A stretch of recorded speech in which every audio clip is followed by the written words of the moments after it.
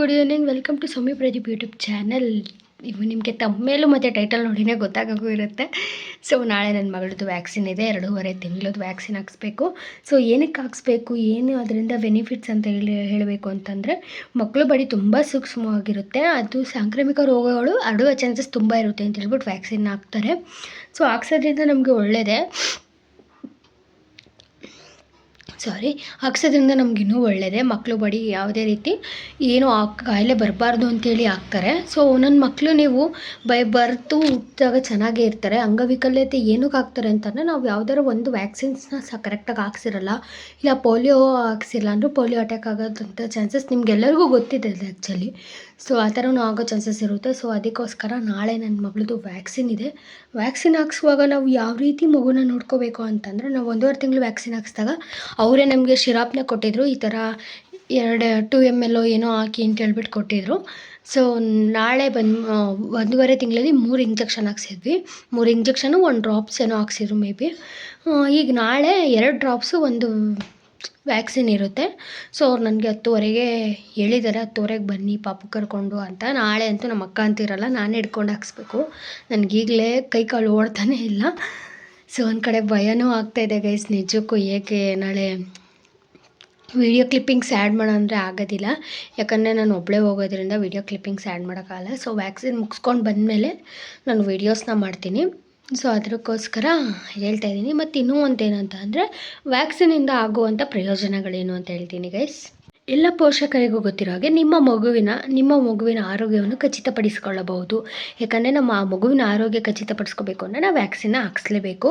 ಮುಖ್ಯ ವಿಷಯ ಏನು ಅಂತಂದರೆ, ನಿಮ್ಮ ಪುಟ್ಟ ಮಗು ನನಗೆ ಯಾರೊಬ್ಬರು DM ಮಾಡಿದರು. ಸೊ ಇದನ್ನು ಮಾಡಿ ಅಕ್ಕ, ಸೊ ಅದ್ರ ಬಗ್ಗೆ ನಿಮಗೆ ಗೊತ್ತಿರೋಷ್ಟು ನೀವು ಹೇಳಿ, ಆಮೇಲೆ ನಾವು ಇನ್ಫಾರ್ಮೇಷನ್ನ ಕಲೆಕ್ಟ್ ಮಾಡ್ಕೋಬೇಕಲ್ಲ, ಆ ರೀತಿ ಮಾಡಿದೆ.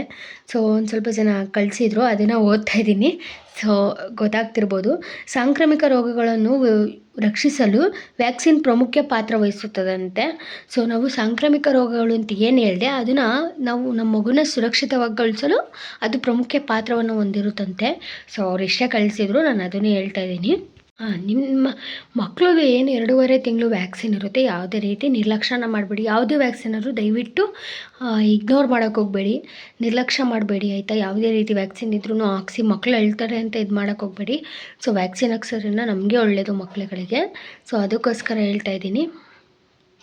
ನಾವು ಇದರಲ್ಲಿ ಏನು ತಿಳ್ಕೊಬೋದು ಅಂತಂದರೆ, ವ್ಯಾಕ್ಸಿನ್ ಹಾಕ್ಸೋದ್ರಿಂದ ಮಕ್ಕಳಿಗೆ ಒಳ್ಳೆಯ ಇದಿರುತ್ತೆ ಅಂತೇಳಿ, ಪ್ರಮುಖ ಪಾತ್ರವನ್ನು ವಹಿಸುತ್ತೆ ಅಂತ ಆವಾಗಲೇ ಹೇಳಿದ್ನಲ್ಲ, ಅದೇ ರೀತಿ.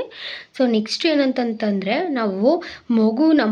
ನಾವು ಹೇಗೆ ನೆಕ್ಸ್ಟು ವ್ಯಾಕ್ಸಿನ್ಗೆ ರೆಡಿ ಮಾಡ್ಕೋಬೇಕು ಅಂತಲೂ ನಾನು ಹೇಳ್ತಾ ಹೋಗ್ತೀನಿ, ಯಾವ ರೀತಿ ರೆಡಿ ಮಾಡಬೇಕು ಅಂತ. ನಾವು ವ್ಯಾಕ್ಸಿನ್ ಹಾಕ್ಸೋದ್ರಿಂದ ಇಮ್ಯುನಿಟಿ ಪವರ್ ಬೂಸ್ಟ್ ಆಗ್ತಾ ಹೋಗುತ್ತೆ. ಸೊ ಅದರಿಂದ ನಾವು ವ್ಯಾಕ್ಸಿನ್ ಯಾವುದೇ ರೀತಿ ಮಿಸ್ ಮಾಡಬೇಡಿ, ಎಲ್ಲರೂ ಹಾಕ್ಸಿ 2.5 ತಿಂಗಳದು. ನಾವು ಹೇಗೆ ಮಕ್ಕಳನ್ನ ಸಿದ್ಧ ಮಾಡ್ಕೋಬೇಕು ಅಷ್ಟೊತ್ತೆ ವ್ಯಾಕ್ಸಿನ್ ಟೈಮಿಗೆ ಅಂತಲೂ ಹೇಳ್ತೀನಿ ಅಂತ ಹೇಳಿದೆ. ಸಿದ್ಧತಾ ಯಂತ್ರಗಳು ಅಂತಲೇ ಇರುತ್ತೆ. ಸಿದ್ಧತಾ ಯಂತ್ರ ಅಂದರೆ ಹಾಸ್ಪಿಟಲಲ್ಲಿ ಇರುತ್ತೆ, ಇಲ್ಲಿ ಯಾವುದೇ ರೀತಿ ನೀವು ಮನೇಲಿ ಏನೂ ಇರೋಲ್ಲ.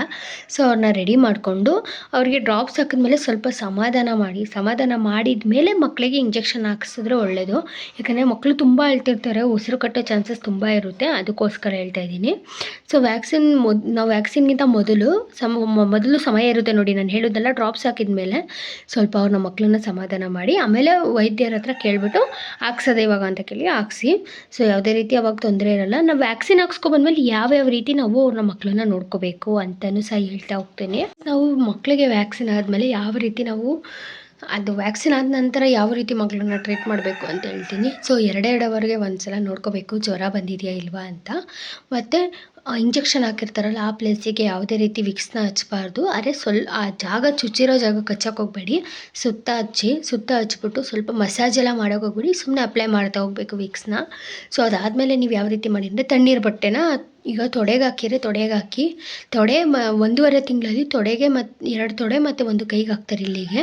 ಸೊ ಆವಾಗಲೂ ಅಷ್ಟೇ, ನೀವು ತಣ್ಣೀರು ಬಟ್ಟೆ ಫುಲ್ಲು ಹಿಂಡಿಬಿಟ್ಟು ಸ್ವಲ್ಪ ತಣ್ಣಗಿರೋ ಬಟ್ಟೆನ ಮಕ್ಕಳಿಗೆ ಅಪ್ಲೈ ಮಾಡಿದ್ರೆ ಸೊ ಯಾವುದೇ ರೀತಿ ಊತನೂ ಕಡಿಮೆ ಆಗುತ್ತೆ. ಸ್ವಲ್ಪ ಅವ್ರು ಅಷ್ಟು ಅಳೋದಿಲ್ಲ, ನಿದ್ದೆನೂ ಸ್ವಲ್ಪ ಚೆನ್ನಾಗಿ ಮಾಡ್ತಾರೆ ಅವಾಗ. ಆ ಟೈಮಲ್ಲಿ ನಾವು ಆ ರೀತಿ ಮಾಡಿದ್ರೆ, ಯಾವುದೇ ರೀತಿ ನಾವು ಅಪ್ಲೈ ಮಾಡದೆ ಯಾವುದೇ ರೀತಿ ನಾವು ತಣ್ಣೀರು ಬಟ್ಟೆ ಯಾವ ರೀತಿ ಇರುತ್ತೆ ಏನು ಅಂತ ನನಗೂ ಗೊತ್ತಿಲ್ಲ. ಬಟ್ ಯಾಕಂದರೆ ನಂಗೆ ವಿಡಿಯೋ ಮಾಡ್ಕೊಡೋರು ಯಾರೂ ಇಲ್ಲ, ಅದರಿಂದ ಸೊ ನೋಡೋಣ ನಾಳೆ ಏನು ಆಗುತ್ತೆ. ನಾನು ವಿಡಿಯೋ ಕ್ಲಿಪ್ಪಿಂಗ್ಸ್ ತೊಗೊಂಡಿರ್ತೀನಿ.